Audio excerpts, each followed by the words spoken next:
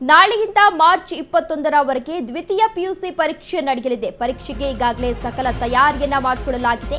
ನಾಳೆಯಿಂದ ಮಾರ್ಚ್ 21ರವರೆಗೆ ದ್ವಿತೀಯ ಪಿಯುಸಿ ಪರೀಕ್ಷೆ ನಡೆಯಲಿದೆ. ಪರೀಕ್ಷೆಗೆ ಸಕಲ ತಯಾರಿಯನ್ನ ಮಾಡಿಕೊಳ್ಳಲಾಗಿದೆ. ಈಗಾಗಲೇ ಪರೀಕ್ಷಾ ಮಂಡಳಿಯಿಂದ ವಿದ್ಯಾರ್ಥಿಗಳು 1 ಗಂಟೆ ಮುಂಚಿತವಾಗಿ ಪರೀಕ್ಷಾ ಕೇಂದ್ರದಲ್ಲಿ ಇರಬೇಕು.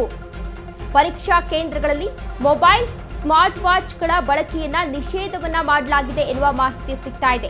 ಇನ್ನು ಪರೀಕ್ಷಾ ಪ್ರವೇಶ ಪತ್ರ ತೋರಿಸಿದ್ರೆ ಬಸ್ಗಳಲ್ಲಿ ಉಚಿತ ಪ್ರಯಾಣವನ್ನ ಕೂಡ ಮಾಡಬಹುದು. ಬಿಎಂಟಿಸಿ ಹಾಗೂ ಕೆಎಸ್ಆರ್ಟಿಸಿ ಬಸ್ಗಳಲ್ಲಿ ಉಚಿತ ಪ್ರಯಾಣವನ್ನ ಮಾಡಬಹುದು ಎನ್ನುವ ಮಾಹಿತಿ ಸಿಗ್ತಾ ಇದೆ. ಪ್ರತಿ ಪರೀಕ್ಷಾ ಕೇಂದ್ರದಲ್ಲಿ ಸಿಸಿ ಕ್ಯಾಮೆರಾವನ್ನ ಅಳವಡಿಕೆಯನ್ನ ಮಾಡಲಾಗಿದೆ.